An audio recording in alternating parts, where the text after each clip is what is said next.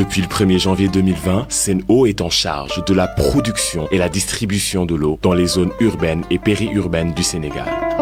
Sen'Eau, l'excellence pour le Sénégal, une référence pour l'Afrique.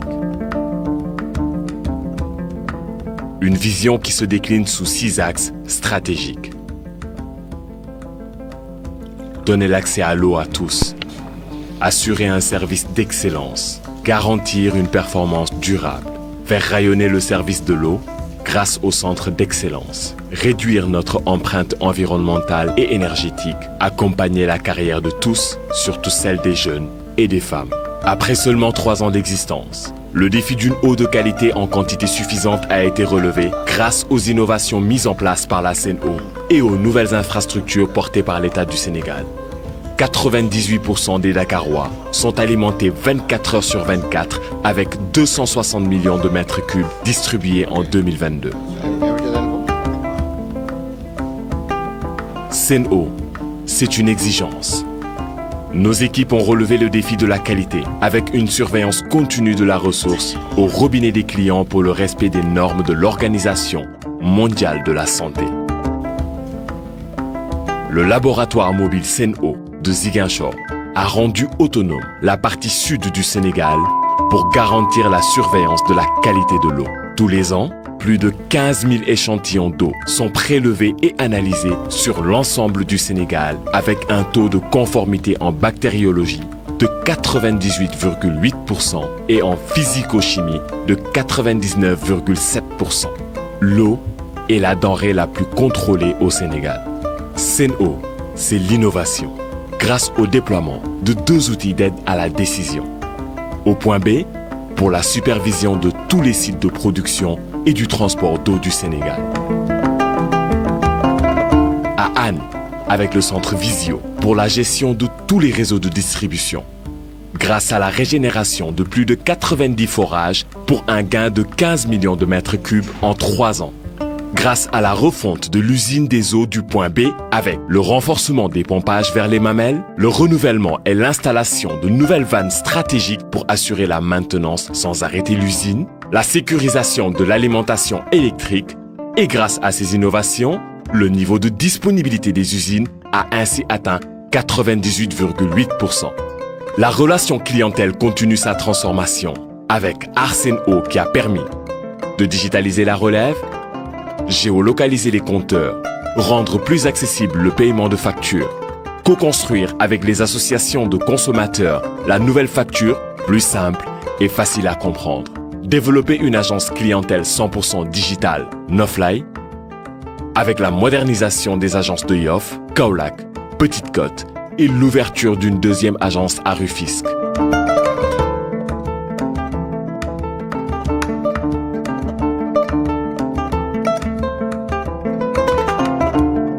L'enquête de satisfaction réalisée montre que 82% des clients boivent l'eau du robinet et 62% sont satisfaits de la qualité de service fournie par Sen'Eau. Sen'Eau, c'est l'excellence. Grâce à notre centre d'excellence, nous sommes un partenaire engagé pour accompagner les universités sénégalaises à travers la recherche notamment sur la qualité de l'eau du lac de Guiers, soutenir les acteurs majeurs de l'écosystème start-up, participer à des travaux scientifiques pour la préservation des ressources. Sen'Eau, c'est l'avenir. Depuis février 2021, une formation diplômante et gratuite a été lancée, le CAP canalisateur réseau eau potable, en partenariat avec le CSFP BTP de Diamniadio et le 3FPT, l'école des plombiers. Nous sommes un partenaire engagé pour accompagner les universités sénégalaises à travers la recherche notamment sur la qualité de l'eau du lac de Guiers, soutenir les acteurs majeurs de l'écosystème start-up, participer à des travaux scientifiques pour la préservation des ressources. Sen'Eau, c'est l'avenir. Depuis février 2021, une formation diplômante et gratuite a été lancée, le CAP canalisateur réseau eau potable, en partenariat avec le CSFP BTP de Diamniadio et le 3FPT, l'école des plombiers, ambitionne de former d'ici 2025 250 jeunes de 15 à 20 ans, peu qualifiés, en abandon scolaire et sans distinction de genre. Chaque jour, c'est 1200 Diambars, des partenaires techniques et institutionnels qui font de Sen'Eau l'excellence pour le Sénégal et une référence pour l'Afrique. Sen'Eau, eau du Sénégal. Assalamu alaikum wa rahmatullahi taala wa barakatuhu. ñi ngi leen di nuyu leen ziar di leen jaajëfal bu baax a baax kenn ku nekk ñu fekk la fi nga nekk jox la loxo nuyu la ziar la di am mbégte ñëw ak yéen encore suñu direct bi nga xam ni on va faire un peu le tour de l'actualité politique mais aussi li nga xam ni mooy dello dëgg ca palaasam ñu titré live bi ne donc ne soyez pas divertis, refusez la diversion mais faisons focus sur ce qui a été promis aux Sénégalais, c'est-à-dire que bu ñu kenn nu mu tudd sax détourné ci li nga xam mooy ci lañ war a ne xujj di ko xool mooy lu ñu diggoon Sénégalais yi mais bu ñu seetloo ba seetlu waxoon naa leen ko fi bis ngeen may ma balaa may tàmbali ma nuyu suñu xalif généraux yi tàmbali Touba ci sëñ Mountakha Mbacké Bachir di ko ñaanal yàlla na yàlla guddal fanam lool te may ko wér dem Tiwaawan di ziar sëñ Babacar Sy Mansour di ko ñaanal yàlla na yàlla guddal fanam lool te may ko wér di nuyu di ziar Papa Mahi Niass di ko ñaanal yàlla na ko yàlla may fan wu gudd lool te mu ànd ak wér di nuyu di ziar xalif généraux yëpp yi nekk Koki Pire Yoff Jàmmalaay Léona Niassène daaka baak famille omarienne daaka bi ñu ngi leen di njukkal bu baax a baax donc di nuyu di ziar ñoom ñëpp di nuyu famille Qadiriya bi dans son ensemble di ko jaarale ci loxo Chérif at xaana wax yertu di nuyu di ziar waa Ceneba yëpp muy waa Ceneba Seck ñu nuyu di leen ziar di leen jaajëfal bu baax a baax di nuyu l'église catholique à travers monseigneur Benjamin Ndiaye di ko nuyu di ko ziar moom it di ko jaajëfal bu baax a baax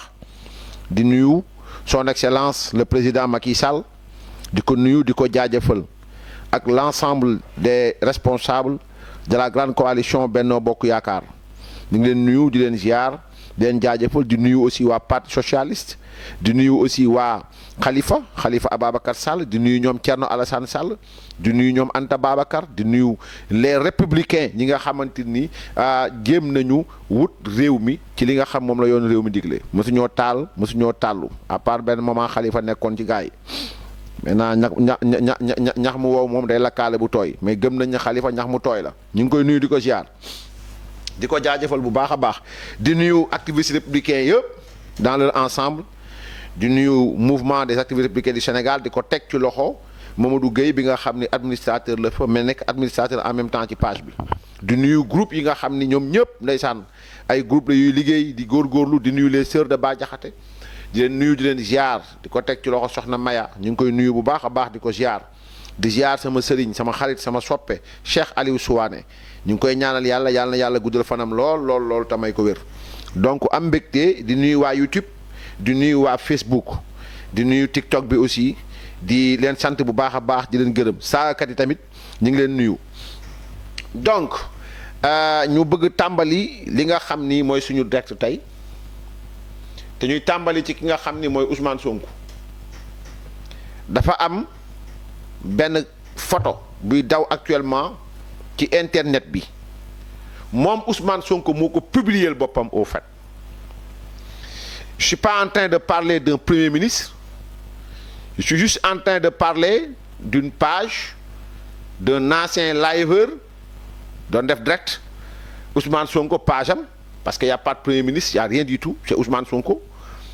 ça c'est de l'irresponsabilité maanaam kii jàtta dénk dala cim réew lii ma gis mu publier ko mooy mi ngi def promotion anti valeur républicaine d'abord ba pare parce que lii kii mu recevoir nii du ma tudd turam gis ngeen turam mais kii mu recevoir au fait lan la def ba le premier ministre du Sénégal war ko recevoir et il dit c'est Ousmane Sonko là qui est là sur Facebook ki may waxal cet irresponsable là il dit c'est avec beaucoup d'émotion que j'ai fait hier en marge de la réunion du bureau politique la rencontre de monsieur Mactar Mané. Donc ici on parle de bureau politique. Donc ça n'a rien à voir avec la République. Donc kii bind ku ñàkk fayda la bind ku ñàkk responsabilité la ku irresponsable mais nag bertuma parce que c'est même Ousmane Sonko au fait moo fi muuru woon guddi au fait di tambaambaalu bala ko sa fekk ko fa c'est même Ousmane Sonko moo fi sos ci digg pénc mi bañ topp ko ba daan ko c'est même Ousmane Sonko la ñu baal donc c'est de l'irresponsabilité ñàkk fayda la ñàkk xam ki nga doon la mais nag ñoo tooñ suñu bopp. Il dit c'est avec beaucoup d'émotion par rapport à quoi que j'ai fait hier en marge de la réunion du bureau politique la rencontre de monsieur Mactar Mané, symbole achevé des militants anonymes, symbole. Il est en train de symboliser quelqu'un qui a participé ci ay casse, quelqu'un qui a participé ci loo xamante ni moom moment bi mu toon nii ku ko citoyen bu génnoon yor xeer quel que soit li tax nga yuuxu yor xeer di def nii moom Ousmane Sonko ni mu ne day jël militaire jox leen ay jiwu noonu lay woowee gendarmerie le haut commandant noonu lay woowee la police ñu dem jàkkaarloog ñooñu donc ñooñu lay traité ñu dem monsieur nangam symbole achevé des militants anonymes qui ont cru et se sont battus corps et âme pour le projet. Quel projet? Quel projet? Projet ban? Je me pose souvent la question. Souvent Ousmane Sonko il nous parle de projet. Quel projet? Quel projet? Quel projet? Voilà donc projet bi bu ñu dee woon bu ñu dekki woon laaj la projet doo leen ko wax. Tu ne vas jamais leur dire ça. Et puis li gën a grave mooy paradoxe. T'as des gens qui ne réfléchissent pas au moment où c'est monsieur Ousmane Sonko, Facebooker, liveur wala TikToker moo xam bu mu mën a doon suñu naataangoo la suñu collègue. C'est même Ousmane Sonko, il y a un ministre de la République bu ñëw laaj pour ñu ubbi une information judiciaire pour des gens qui ont fait la même chose muy El Malick Ndiaye. C'est-à-dire xaw ma ndax yéen a comprendre paradoxe bi au moment où Ousmane Sonko traite Mactar Mané de symbole achevé du militantisme parce que Mactar Mané daa amoon lu ko miti mu koy xeex di ko xeex par le feu par la casse et nu mu tudd sax mi ngi noonu donc tey jii di au moment où Ousmane Sonko mi ngi glorifier les actes posés par Mactar Mané ak ñi niru ak moom mu ngi wax ni mes hommages je vous adresse mes hommages et vous garantis que vos rêves et sacrifices guideront notre action de tous les jours. Il rend hommage à des gens qui ont eu à casser cette république. Et au même moment d'autres citoyens sénégalais yoo xam ne am nañu leen miti génn di ko kaas ba taal bis comme ni ñuy taale woon bis doon kaas te lañ doon kaas mbirum Ousmane Sonko mii la dem di foo ba ñu woo la nga woo booyi ci ban projet absolument maa ngi ciy ñëw léegi ba amul projet li ñu woowoon booyi au fait mooy ñëw leen dox sama diggante ak justice y a pas eu de projet aujourd'hui yéen gëm ngeen ni y a jamais eu de projet absolument rien du tout que daal tous xarbaane naada nix amul musul am projet à part woo booyi pour ñu ñëw dox digganteem ak yoon donc au même moment El Malick Ndiaye saa dugg ko donc El Malick Ndiaye on nous dit que El Malick Ndiaye moom au même moment am na yeneen booy yoo xam ni def nañu ay cas le ministre des transports terrestres des transports El Malick Ndiaye annonce l'ouverture d'une enquête ñii benn bus lañ taal yéen des centaines de bus des banques pillées des domiciles brûlés incendiés des corbillards incendiés des pertes en vies humaines ngeen ne ñooñu ils étaient dans la résistance képp ku ñu bëgg opprimer xañ na sa àq ak yelleef la constitution may na la droit nga résister donc ne poursuivez personne El Malick Ndiaye sinon ce sera de l'injustice parce que yéen ñëpp a doon crier fii naan bu ñu leen woowee résistance lii résistance là woo booy ñuy taal woo booy ñuy toj woo booy ñuy saccager di taal kër jàmbur yi aujourd'hui vous ne devez poursuivre personne kenn parce que yéen a leen ko jàngal dañuy tari donc El Malick Ndiaye tu n'as personne à poursuivre personne parce que vous avez montré le chemin mooy que résistance le droit constitutionnel moo la may bu fekkee dañu bëgg xañ sa àq ak sa yelleef le droit constitutionnel moo la may donc Ousmane Sonko moo waxoon ni yéen ñii di jaay ku leen bëgg yëkkati bañ leen jàmbaarloo force de l'ordre yi ku leen bëgg yëkkati ñu ñëw ñu bëgg leen yëkkati ñu jàmbaarloo force de l'ordre yi ba ay bus tàkk ci vous ne devez poursuivre personne Et la gendarmerie ne devrait même pas vous suivre dans cette logique. Même pas. Donc, lii mooy li nga xam ni mooy bi jiitu ma bëggoon leeral beneen bi mooy au fait Ayoba Faye un journaliste menteur à souhait un malhonnête c'est-à-dire Ayoba Faye journaliste xaw ma moom it Twitter man la xaw ma TikToker man il est malhonnête c'est un menteur c'est un manipulateur le tout parce que au fait il dit je le cite dafa wax ni wax naa ko sànq ci benn vidéo bu gàtt dafa wax ni au fait nu mu tudd sax dafa wax ni mais ma tuuti dafa wax ni le président Macky Sall dafa rompre li nga xam ni mooy li jëm ci wàllu Palestine taxawaay bi Sénégal war a am da ko rompre moom Macky Sall ce qu'il a dit moom Ayoba Faye wax boobu ku dégg nga nekk sénégalais war nga xam dafay fen très sincèrement c'est des mensonges et pour preuve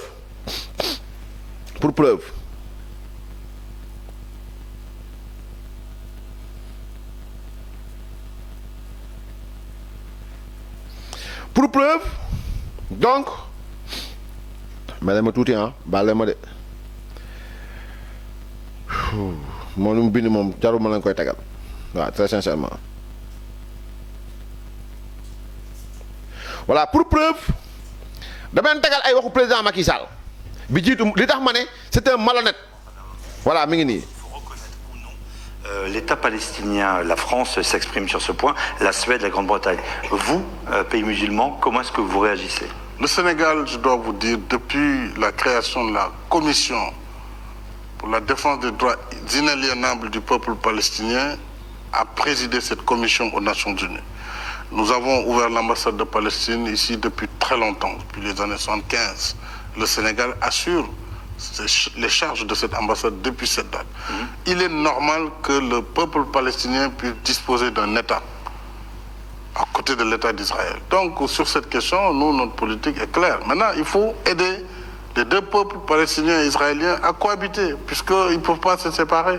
Et il est légitime que Israël soit un État et reste, mais il est légitime aussi que les Palestiniens aient un État. Et qu'Israël soit peut-être un jour membre de la francophonie? Pourquoi pas? Nous n'avons pas de problème pour ça. Nous sommes un pays tolérant. Nous n'avons pas ces problèmes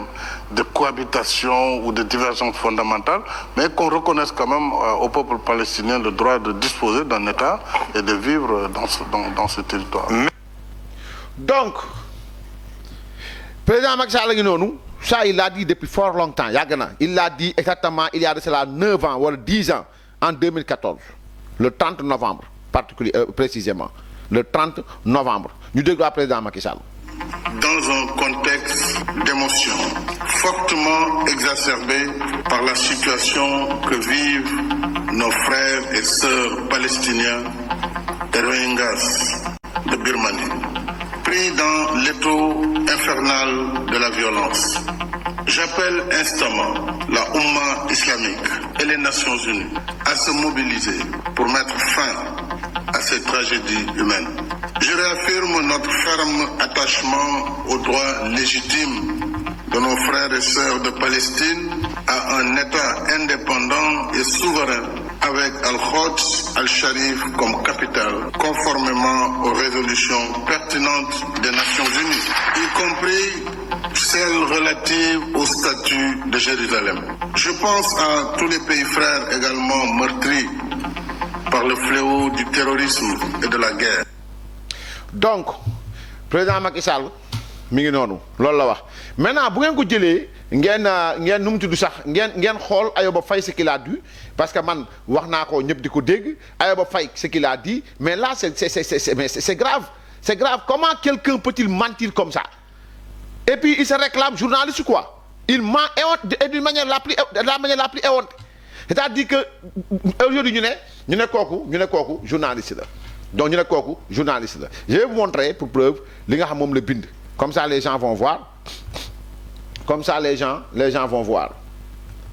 pour vous dire tout simplement que Ayoba bon voilà man je sais pas bon quel est son problème que yéen a ngi wax ak président Macky Sall ba mu dem ba jógee fii bàyyi leen ak seen réew mais arrêtez de mentir quand même et soyez honnête mais tu es malhonnête tu es très malhonnête Ayoba Faye yow ak Pape Sané maa ngi ñëw si Pape Sané léegi tu es très malhonnête voilà mi ngi noonu Ayoba Faye il dit Macky Sall qu'est-ce qu'il a dit il dit Macky Sall avait rompu cette tradition sénégalaise de défendre la cause palestinienne.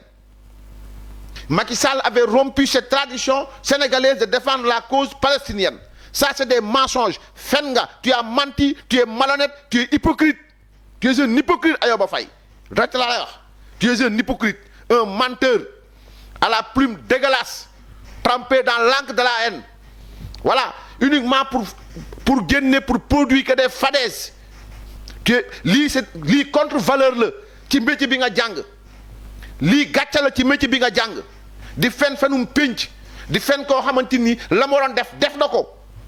pour yéen journalistes yi pour yéen béykat yi pour yéen éleveurs yi pour yéen pêcheurs yi pour yéen étudiants yi pour yéen ñi commerce pour sénégalais lambda bi amul kenn koo xam ne président Macky Sall balaa muy jóge fii jublu na say affaire vous êtes malhonnête et puis li ngeen bëgg mooy toujours di travestir la vérité mais en même temps di détourner les Sénégal de kii le président Diomaye Faye le président Bassirou Diomaye Faye vient de renouveler le soutien du Sénégal aux revendications du peuple palestinien. Quelles sont les revendications? Quelle revendication mooy légitime ba raw la revendication liée à l'état de la Palestine? Kan? Il faut arrêter de mentir. Donc l'autre menteur c'est nu mu tudd sax Pape Sané. Je l'ai vu mu publier ko mais après bon par la suite gisatuma ko il dit seen liste boobu ñu génne ñu boole ci ñu bind voilà nu mu tudd sax Arona Dia fii bon voilà Mamadou Lamine Massaly fii Idrissa Seck fii nangam sangam diw fii damay wax ñi ñu lim yëpp benn parti politique la lan moo tax limuñu Birame Souleye Diop am na oui am na lan moo tax limuñu maire Thiès Est la moo tax li mu ñu maire Thiès Ouest ensuite ki ngeen ci dugal muy Antoine Diome bu ngeen maa ngi leen défier bu amee 1 millimètre carré bu mu fa am génn leen ko Antoine Diome les autres ils ont le droit pourquoi amuñu droit bi pourquoi yéen Bassirou Diomaye Faye am droit 4,3 hectares ngeen ne kii warul am dara maanaam ngeen ñeneen warul am dara et pourquoi au-delà de Birame Souleye Diop Ousmane Sonko Bassirou Diomaye Faye Waly Diouf Bodian en tant que inspecteur des impôts et domaines Guédiawaye li fa am du ngeen ko wax Malibu Wakhinane Nimzatt ak côté Yeumbeul bi 15% liñ dagg ci littoral bi yéen a ko doon gérer ci li jëm ci wàllu SAID Ousmane Sonko nu mu tudd sax Waly Diouf Bodian Bassirou Diomaye Diakhar Faye loolu moo tax au fait ñu yem 2020 bu ngeen yéegoon tuuti ci at yi du ngeen joxoon kenn parce que vous avez été là à chaque fois que ñu séddu suuf yéen a ngi ci aujourd'hui jege ma 2020 2024 bon voilà ñu jàpp ay gor bëgg leen teg sur la place publique bëgg leen yàq lu mel ni xeme fekk ne Ousmane Sonko ci boppam maa ngi koy wax di ko waxaat Ousmane Sonko ci boppam a raconté des contes vérités ci patrimoine am je le dis et je le répète Bassirou Diomaye Faye qui peine à nous dire combien coûte sa maison.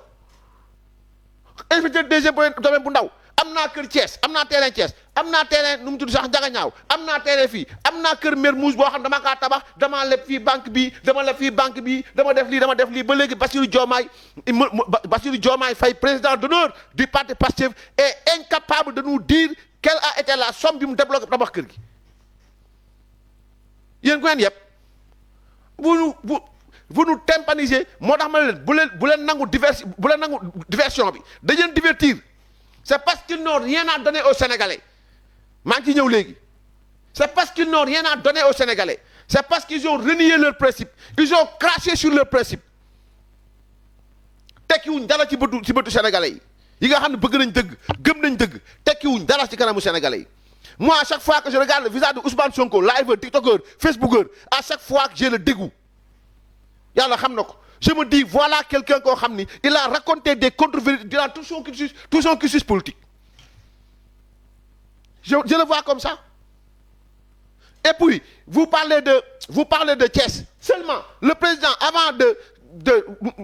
je parle pas du le président avant que muy jël di yàq carburant dem Mbourkat mënu woon dem fii Yoff zone de recasement là-bas Pape Alé Niang am na fa oui Pape Alé Niang am na fa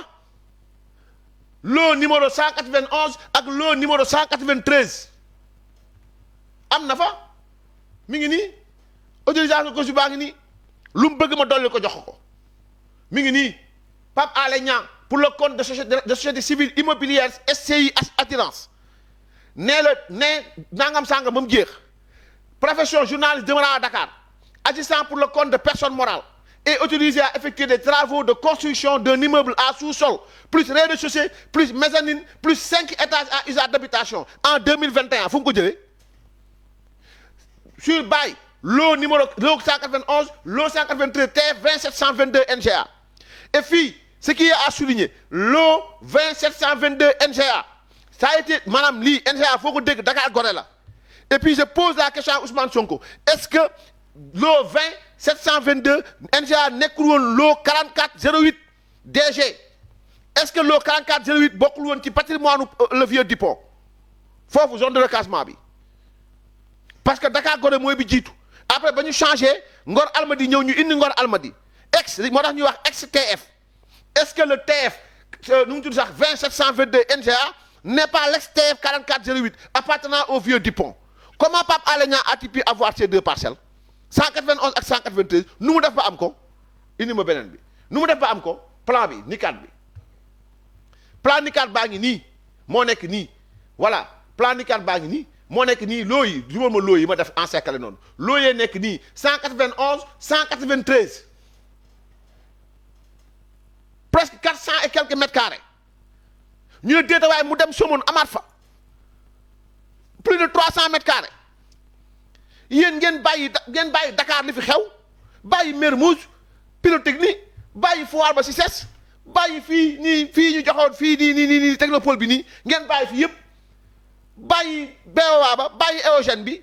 ne da ngeen arrêté travaux yi na yem 2020 ak 2024 yaakaar yéen a gën a muus Sénégalais yi yéeg leen ba ci kaw ngeen xool vous verrez que ceux-là ñi yuuxu sàcc buñ ne sàccee nañ joxoon seen bopp ne wuub pourquoi 2020 donc il faut que les Sénégalais se réveillent ils sont en train d'être manipulés Pape Alé Niang fu mu jëlee lii fan qu'est-ce qu'il a fait pour le Sénégal pour mériter de ça ce que Amy Ndiaye Gniby n'a pas fait ce que Arona Dia n'a pas fait ce que nu mu tudd sax Massaly n'a pas fait ce que d'autres n'ont pas fait Birame Souleye Diop am maire Thiès Est am maire de Thiès am maire Thiès Ouest am ngeen ne keneen warta am damay génn liste bi damay topp lii ñàkk fayda au lieu ñu dem li jël Sénégalais yi lan la ñu war a mën a dundee ñu topp naan ay damay filmer lii la kii moom lii la kii moom yow moomoo tous moomoo dara il faut arrêter la comédie a assez duré faites ce qui a été à l'origine de votre élection et c'est ça il faut ngeen def leen Sénégalais yi fale li ngeen wax bañ fal leen appliquer leen ko wala bu ngeen demee ba ngeen dañuy topp ñëpp topp leen ngeen yéeg 2012 commencé feccil ngeen damay def audit foncier nguuru Macky Sall 2012 la commencé pourquoi 2020 lan moo tax yéegoo ba 2000 lan moo tax yéegoo ba 2000 lan moo tax nga bëgg ñëw ba 2020 parce que boo ko defee xam ne 2008 2007 2008 ba 2012 ba 2014 lu fi am ci suuf ba 2018 ba 2020 lu ci am ci suuf ci litige bi nga war a àtte loxoy impôt domaine mi ngi ci loxoy SAID mi ngi ci billahi wal kitaabi billahi yàlla ma tiim xam na ko maintenant comme de 2020 moom amoo woon jot 2021 yaa ngi woon ci procès ba 2022 2023 yaa ngi woon ci procès donc moo tax temps yooyu amoo woon parce que commencé nga maytu parce que à part 2019 politique dafa dugg nga commencé maytu 2018 nga effacé kër gi jox ko Assou Gueye ndax jaay wala du jaay 2018 nga ko effacé jox ko Assou Gueye je t'accuse Ousmane Sonko je l'accuse premier ministre du Sénégal il a déclaré son patrimoine ensuite est revenu revendre la maison en 2018 loolu lu mu tudd parjure loolu la tudd pourquoi mu ñëw ba 2020 la ma doon arrière nan nga def ba am kër googu comment dans quelles conditions Bassirou Diomaye Faye 4,3 hectares yi neen da koo jënd déclaration patrimoine neen da koo jënd on demande à Bassirou Diomaye Faye mu génne kayit yi wala da koo jënd acte de vente bi kan moo ko jaay fu mu ko jëndee nan la ko jëndee fan lañ fee sa xaar ndax fay na impôt déet mais comme te ñoom ñoo fi nekk bon voilà ñu la ji topp fii topp ñii nii topp ñii nii topp ñii nii gis ngeen fii justice bi ngeen nangu ko ngeen ñàkk ko nangu tey ji ku ngeen fi woo ñu woo ñeneen ñi y aura pas justice du fi am bu ñu arrêté travaux ñii nañ arrêté travaux ñëpp waaye au cas par cas comité ad hoc bëgg comité ad hoc foo dem comité ad hoc te comité ad hoc boo ko indee doo si def dara comité ad hoc déclaration nu mu tudd sax pour candidature yi comité ad hoc nu mu tudd sax kër yi comité ad hoc nangam comité ad hoc rien du tout absolument rien waxoon naa lañ ko fi donc et c'est ça le problème donc là où Birame Souleye Diop am na kër député là où Ousmane Sonko amoon ferme fii Sébikotane député là où d'autres am yow nga am Cissesse am kër góor gi am sa ferme Sébi Bassirou Diomaye am kër Mermoz am tool Thiès am ñaari pàkk bii Thiès beneen bi xaw ma njaga ñaaw la xaw ma am kër goo xam tabax ko xamoo lu mu tonn yéen ngeen ne keneen warta am Amy Ndiaye di député warta am Mamadou Massaly warta am te mu dëkk Thiès quand même soyez logique ça ne passera pas donc Pape Alé Niang je sais pas comment ak ban mécanisme le Pape Alé Niang war a am wala mu def ko pour mën a am ay kër war a mën a am ay terrain mu ngi noonu 2021 la zone de recasement la nañ ko xoolaat zone de recasement nañ ko xoolaat nañu woote foofu mbir nga ca nañu woote foofu ñu xool lan moo ko jaay ak kan lañ jaay ak kan moo doon jaay c'est ça le problème zone de recasement kan moo ko doon daaneel kan gëstu leen vous saurez kan moo yoroon projet bi pour daaneel ko pour mabbal ko xaritu kan la yan mécanisme lañ def ak nan Pape Alé Niang génn fi def fi émission bu mucc ayib ñëpp naan ok c'est très bien ñu tuddee ndaxte am na fa kër am na fa terrain donc booy bii nga recevoir au fait Ousmane Sonko parce que c'est une page Facebook il y a ni premier ministre ni rien du tout donc au responsable de cette page Facebook nous disons qu'il est irresponsable très sincèrement parce que politique la déclaration politique la ñu doon déclaration politique voilà bu fekkoon ne arrêté la génne wala noonu nga ñu jox ko cër boobu très sincèrement mais nag déclaration politique la politique moom boo ko wañ toon la politique yëfu ñàkk fayda nga def yëfu ñàkk maanaam ñàkk wormal la république et ça justifie que lu fi mësoon am yaa ne si ginnaaw lan mooy kon entreprise terroriste lan mooy terrorisme mooy nga bëgg jël benn affaire wa nga bëgg dox nangam di ko jaale par la terreur li fi amoon du terreur boo recevoir ñoon def terreur nag donc yow yaa digle woon terreur bi et c'est ça là c'est la triste vérité donc je m'en vais maintenant vous dire comment Ousmane Sonko encore le rédacteur l'auteur voilà sax celui qui a conçu le plus grand navet de l'histoire politique du Sénégal le livre qui ressemble beaucoup plus des tissus de mensonges des tissus de fadaises maanaam dajale ko tuddee ko les solutions qui ne sert absolument à rien du tout et que le FMI a largué dans les poubelles les méandres de l'idiotie. Au fait, il dit à la page 39, nous voici donc arrivés à ce second temps. Parce que xam ngeen ni à la page 39 gis nga ko mooy ci premier bi rek mooy capture yi ni mu tegloo noonu rek indi ma ko noonu donc à la page 39 il nous dit lan laa commencé mais il convient de le corriger xam nga lan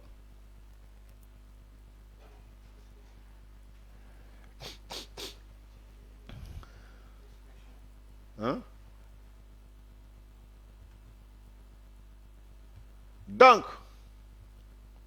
il dit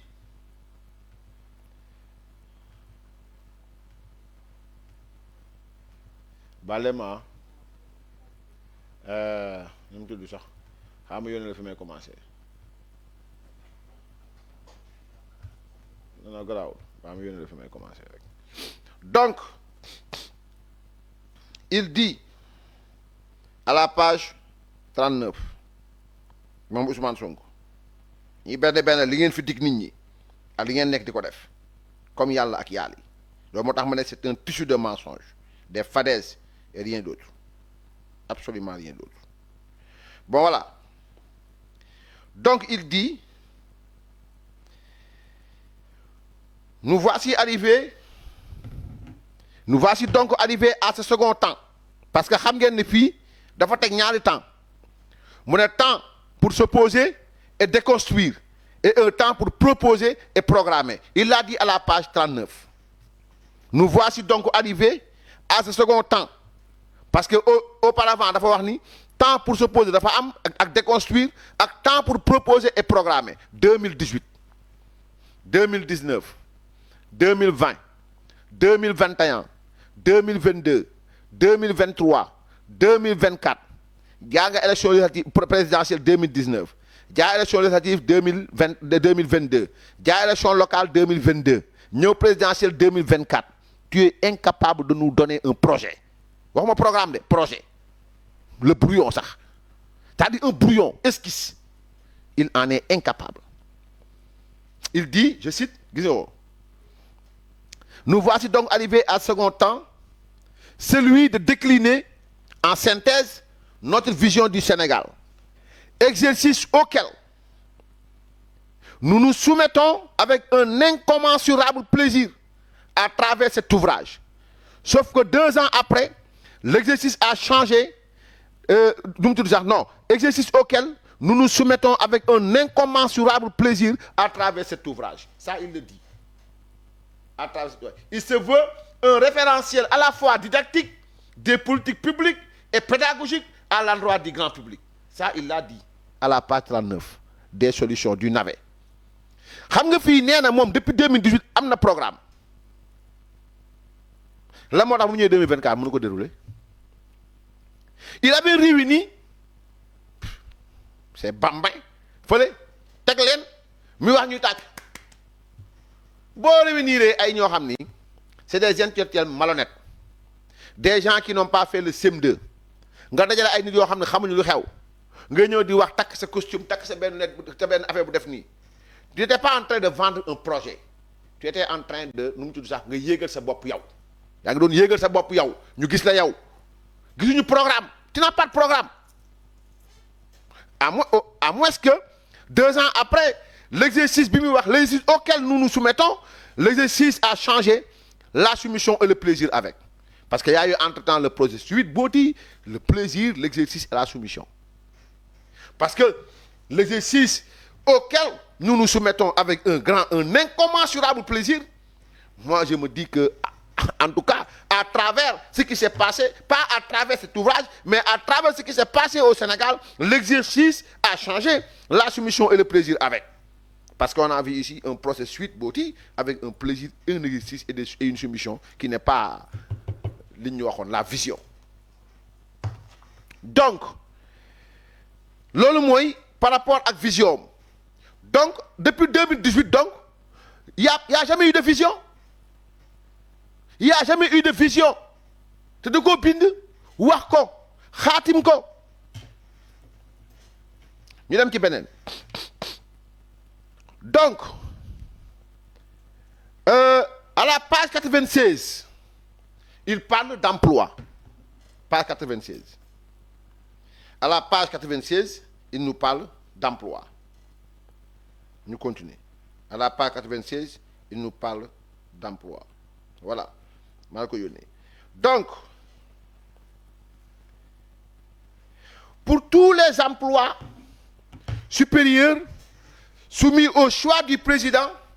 nous mettrons en place le mécanisme d'appel à candidature permettant une présélection sur dossier par un comité ad hoc spécialisé et sur des critères combinés d'ancienneté, de compétences et de probité. Ça, il l'a écrit, c'est à la page 96 du Grand Navet, les solutions. Pour tous les emplois supérieurs soumis au choix du président, nous mettrons en place le mécanisme d'appel à candidature permettant une présélection lépp loo xam ni direction la lépp loo xam ni direction générale la lépp loo xam ni emploi yu mag yi la dañ teg kuréel goo xam ne mooy saytu kan moo gën a yàgg ci poste bi ñuy wut bu dee ARTP la ñu ne kan moo ci gën a yàgg xam na ARTP bu dee LONASE la ñu ne kan moo gën a yàgg xam LONASE bu dee nangam la ñu ne kan moo gën a yàgg bu dee nangam ñu ne kan moo gën a yàgg ak kan moo gën a am xam-xam pour yore loolu wala kan moo gën a am jikko ju baax donc 3 critères le bind à la page 96 de son livre Les Solutions tant vanté par certains pseudo-journalistes par certains intellectuels malhonnêtes et une partie de la société civile. Les solutions. Il dit, pour tous les emplois supérieurs soumis au choix du président, nous mettrons en place le mécanisme d'appel à candidature permettant une présélection sur dossier par un comité ad hoc spécialisé et sur des critères combinés, ancienneté, compétence, probité. Et c'est seulement les 3 dossiers issus de ce tri qui seront soumis à l'arbitrage du président de la République qui, quelle que soit l'option, n'aura pas cette marge de désigner selon son bon vouloir. Il l'a dit. moo ko wax moo ne poste yëpp mi ngi ko bind 2018 2019 2020 2021 2022 2023 2024 seytaane yi taxaw yëpp naan mënta nekk dégg ngeen ko te mosu leen wax ne mënta nekk les satans les hypocrites imam bu taxaw ci minbar dëggal Ousmane Sonko ci lii naa fekk nga boroom xam-xam bu toog ci plateau télé layal ko ci lii naa fekk nga politicien nag moom mën nañ comprendre parce que il a rejoint la bande des politiciens ceux-là qui ne croient ceux-là les discours politiques n'engagent que celui qui le dit maanaam discours politique ki koy wax boo ko gëm kon yow rupture bi nga doon woote au fait là où tu disais que les présidents dañu war a teg fusiller leen yow dañu war a teg dóor la RNAC yow c'est ça bu fekkee ni ñii li ñu wax dañu war a fusiller yaa ko waxoon yow li nga wax nii nag moom li nga wax nii maanaam dañoo doon teg RNAC et c'est ça le problème donc il dit pour tous les emplois supérieurs soumis au choix du président nous mettrons en place le mécanisme d'appel à candidature permettant une présélection sur dossier par un comité ad hoc spécialisé et sur des critères combinés ancienneté compétence et probité foofu laay taxaw boo jëlee Pape Alé Niang nga jël critère d'ancienneté ci RTS amu ko compétence il peut l'avoir probité 0 boo jëlee Pape Alé Niang laa wax ancienneté amu ko ci poste boobu il n'a jamais été directeur général d'une télévision il n'a pas été formé fi ñu formé journaliste Sénégal yi il n'a jamais occupé ce poste occupé wu Pape Alé Niang liveur la Dakar Matin ba mu jugee ci journaliste bi Dakar Matin la dem nga may ko mu nekk liveur boo di ticho mun a yaram kan laaw boo ñaqee mu fomp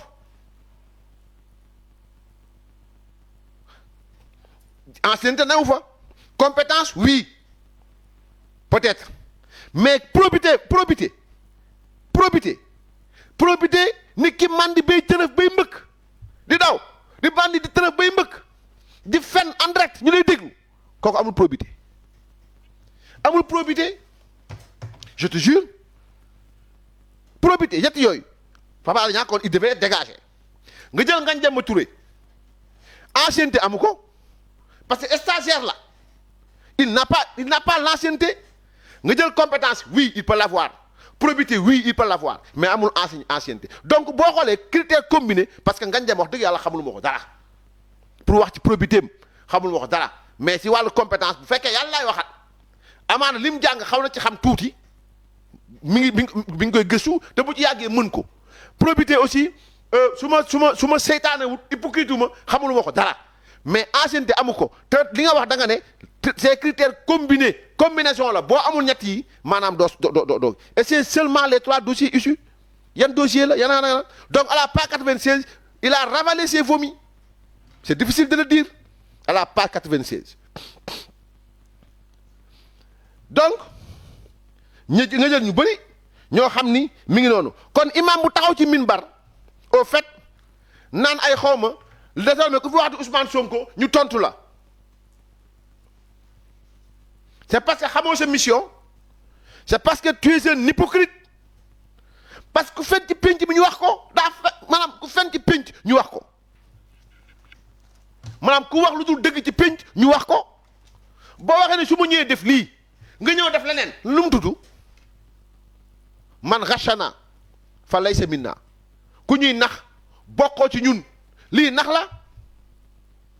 lii naxaate la naxee mbaay am naa projet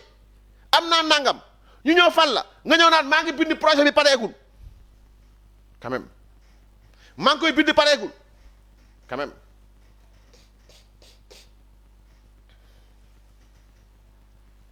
donc mi ngi noonu beneen bi mooy nu ñu koy waxatee sax à la page 53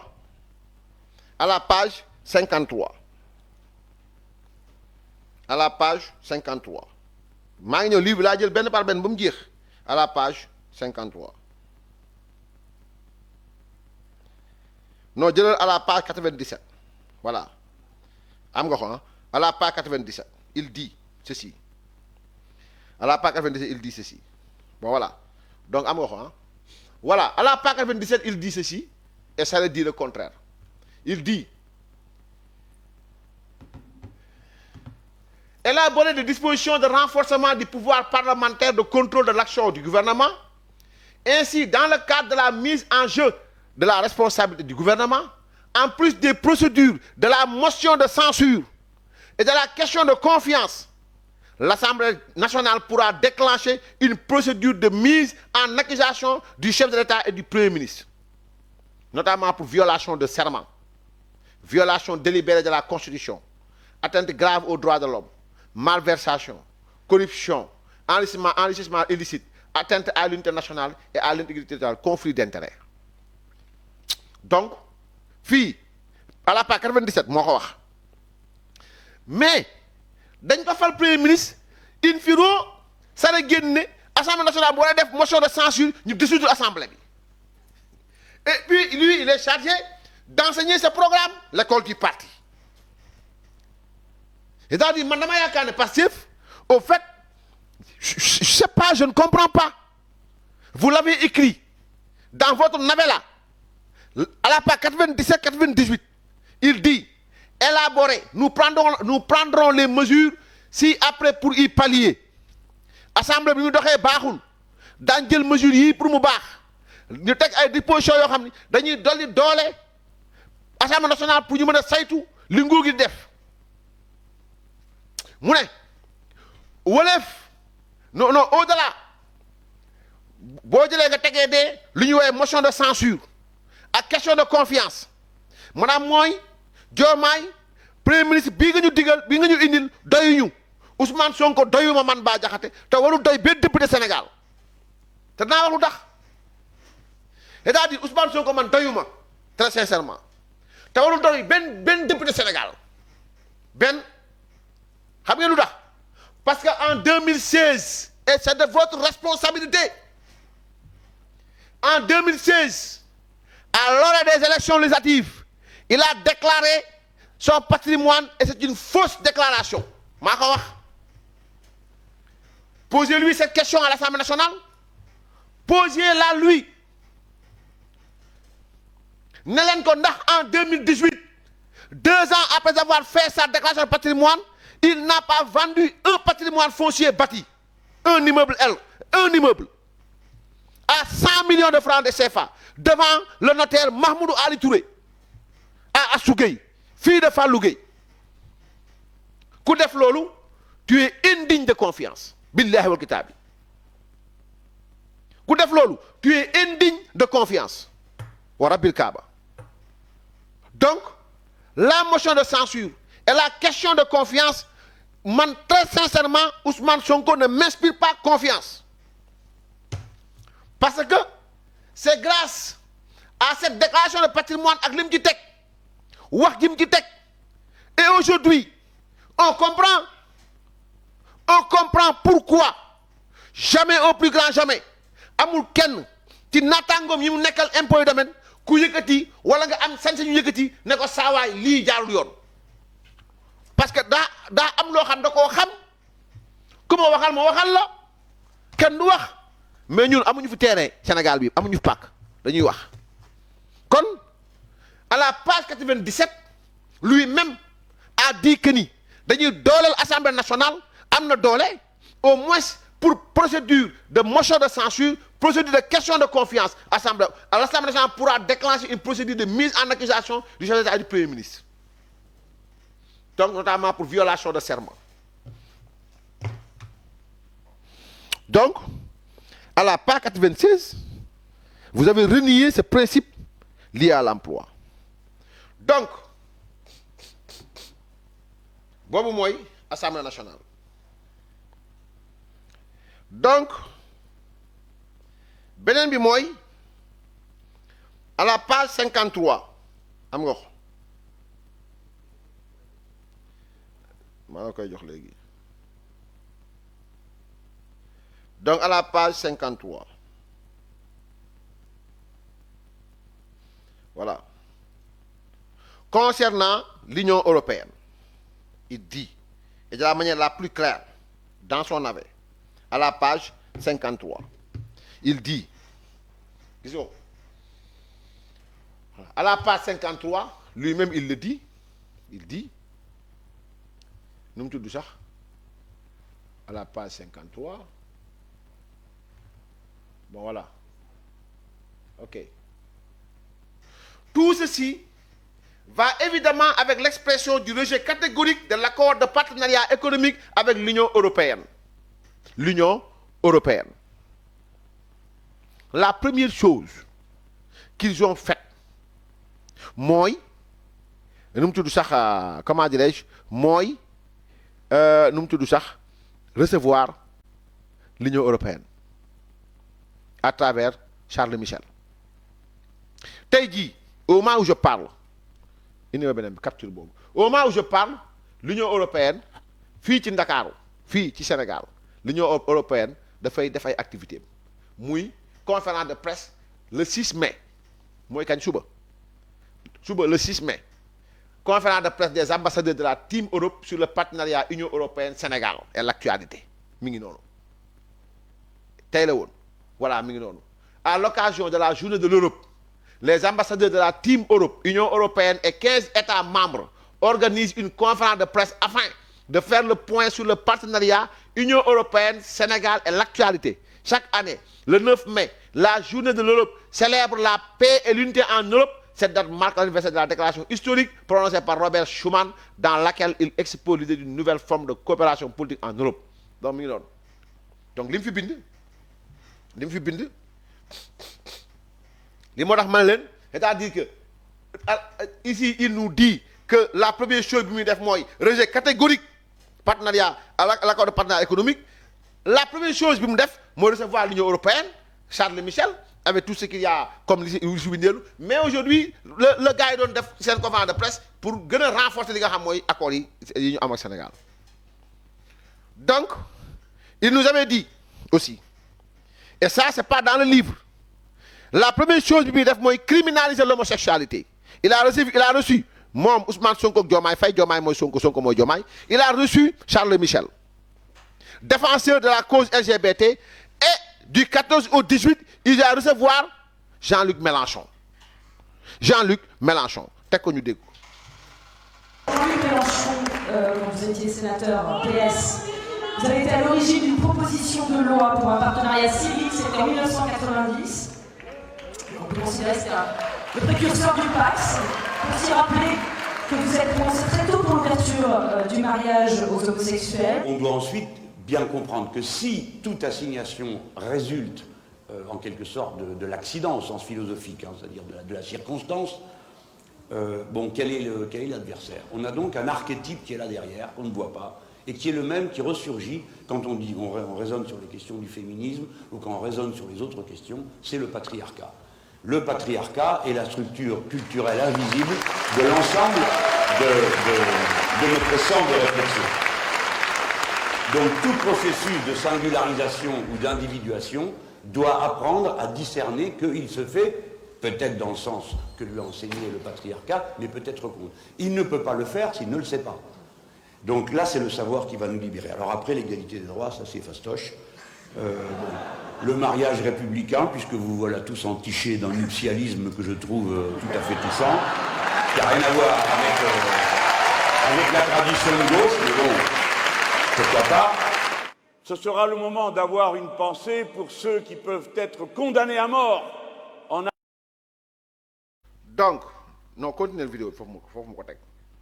Arabie Saoudite ma ko soxla. parce que leur orientation sexuelle ne correspond pas au... Qui n'a rien à voir avec la tradition de gauche, mais bon, pourquoi pas. Ce sera le moment d'avoir une pensée pour ceux qui peuvent être condamnés à mort en Arabie Saoudite parce que leur orientation sexuelle ne correspond pas aux prescriptions du pouvoir. Et ça m'amènera à penser aux 75 pays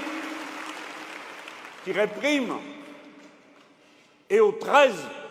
où l'on peut être condamné à mort pour cette raison. Aujourd'hui, c'est la journée mondiale. Donc, qui est Ousmane Sonko de recevoir au Sénégal encore, du 14 au 18. Il dit que 75 pays nga xam ni dañuy réprimer Sénégal ci la bokk. Le Sénégal fait partie de ces 75 pays qui répriment li nga xamante ni moom mooy l'homosexualité. L'Arabie Saoudite dañ lay condamné à mort dañuy rey. Donc maintenant c'est Jean-Luc Mélenchon sera à Dakar du 14 au 18 et reçu par Ousmane Sonko. De la même manière bi mu recevoir Majib Nassa, défenseur de la cause LGBT, lorsqu'il a été élu maire de Ziguinchor. Maanaam même manière bi nga xam ni mu recevoir woon ni nga ki nga xamante ni moom mooy Majib Nassa biñ ko falee maire de Ziguinchor, défenseur du góor jigéen. Charles Michel, défenseur du góor jigéen. Jean-Luc Mélenchon, défenseur du góor jigéen. Kon à la place de criminaliser l'homosexualité, il est en train d'être hospitalier maanaam ci li nga xamante ni moom mooy xam nu ñu koy wax de sax il est en train voilà donc ubbi boppam bon voilà donc ubbi Sénégal ci ñi nga xamante ni ñoom ñooy défendre borom ñaari tur yi et c'est grave c'est dangereux. J'ai tout le temps alerté nag xam nga nit pare naa ci Ousmane Sonko pare naa ci moom de waxtu ak moom mais man Bah Diakhaté bu fekkee ñi ma wër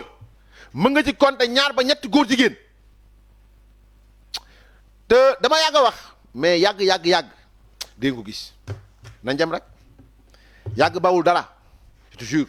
il faut que ñenn ñi wax ñu lan mooy seen relation ak ñeneen ñi. amoon nañ mbégte concernant maintenant soxna Amy Ndiaye ñii bi ci moom laay mujj dama gis rapport Cour des comptes bi par rapport ak li nga xam ni moom lañ ko wax ni moom la moom maanaam mooy da nga jël ci mbirum semence loo xam waroo ko woon jël. Gis naa ñu bëri au fait di tàmbali comme te Amy Ndiaye ñii bi dafa amoon problème ak ñoom Ousmane Sonko waa Yewwi Askan Wi Assemblée nationale ba ñu condamné si ñaar député instant yi seen lépp moo yàq daram mais dans ce rapport bi ñuy wax au fait le rapport n'a jamais dit que Ousmane nu mu tudd Amy Ndiaye ñii bi dafa lekk xaalis bu mu war a fay amul et je les défie nañ ma génneel ci biir rapport bi fan la rapport bu wax Amy Ndiaye ñii bi fayal rapport épinglé maanaam le mot épinglé kuñ ko wax mooy dañu naan fayal wala ñu topp la ci yoon c'est-à-dire bu ñu nee boo ngeen déggee ñu ne épinglé mooy dañu naan fayal xaalis bi wala ñu topp la ci yoon mais Amy Ndiaye ñii bi dafa amul droit nekk béykat wala dafa amul droit am jiwu Bassirou Diomaye li muy doyee tool Ousmane Sonko li muy doyee tool Mabouba Diagne ministre de l'agriculture am ay fermam def ci documentaire bu mucc ayib état Sénégal financé ko mu nekk ministre de l'agriculture Amy Ndiaye ñii bi moom amul droit bi man dama xamul ban réew lañ nekk. Mabouba Diagne l'acteur ministre de l'agriculture maanaam moom daa yor tool yor ferme yor ay ginaar yor ay jur il est le ministre de l'agriculture Amy Ndiaye ñii bi moom juddoo Saalum yaroo Saalum màggee Saalum di béy comme jigéen ñi Saalum ñu béyee di ruuj di saaw dugub bi di ji gerte gi am seeni tool di béy ñu ne kooku boo nekkee maanaam comme di député nga amoo droit am jiwu wala amoo droit ñu jaat ci yow pour nga joxe ay jiwu la nga doon liggéey ba politique fekk la ci kenn du la wax ne bàyyi ko na Mabouba Diagne na bàyyi toolam yi na ko bàyyi. Dans ce rapport vous ne verrez jamais le mot détournement amu ci jëm ci Amy Ndiaye Gniby vous ne verrez jamais le mot poursuite judiciaire jëm ci Amy Ndiaye Gniby amul mais comme de temps yi nag moom masali ngeen jël parce que masali seen ennemi ngeen ko def da nga fi ñëw rek yow yaa ngi Canada dégg naa da ngaa daw ñëwal mu ñëw ngeen naakaar waaw da ngaa sàcc ay suuf boo nee masali sàcc na ay suuf kay neel Birame Souleye sàcc na ay suuf benn la di ñoom ñëpp am ay suuf après continué Amy Ndiaye Gniby c'est-à-dire dañuy choisir Farba Ngom laal leen Farba laal leen ko Farba Ngom lii Amy Ndiaye Gniby lee masali lii Antoine Diome lii nangam dañuy choisir au fait ñoo xam ni nu mu tudd ñoom dañ leen def ay ennemis te ñooñu déjà yëguñ sax yéen a ngi tund pour yàq seen der donc maintenant dans ce rapport c'est-à-dire que il faut nag nit ñi xam rapport mooy lan rapport day ñëw bind bu bindee pare joxe ay recommandations boo bañee sonn da ngay xool liñ bind ak li kooku tontu Amy Ndiaye Gniby tontu na c'est-à-dire que ni bu fekkee ni yow dañ la wax ci yow da ngay tontu buñ la woowul laaj ñu la dara mooy liñ la wax dara newu ci donc il faut que les gens arrêtent de divertir les gens et à cette brave dame nous souhaitons nawetu jàmm ak salaam yàlla nawet bi jaar yoon yàlla na jiw gi bëri jur gi bëri voilà mbéy mi naat mbéy gundaa naat bon voilà donc dinañ ñëwaat ak yéen la semaine prochaine ci navet bi muy les solutions li boo xam boo ko tiimee livre boo ko tiimee wàccu ngay bëgg maanaam boo tiimee livre Ousmane Sonko bi tu as envie de vomir parce que tellement livre dafa dajale de l'incompétence de l'incohérence mentale est-ce que comprendre nga de nu mu tudd sax d'un manque grave ci nga xam moom mooy li waay doon wooye inculture état ak li nga xamante mooy manque de sérieux loolu la